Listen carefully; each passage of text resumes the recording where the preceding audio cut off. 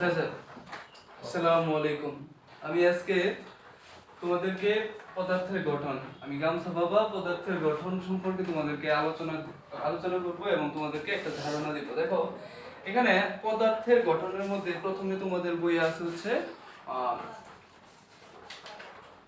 পরমাণুর কণাসমূহ। পরমাণুর ভিতরে দুই ধরনের কণা থাকে।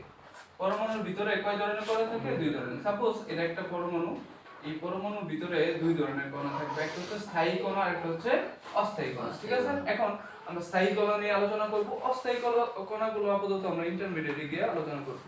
তো স্থায়ী কণা কোনগুলা?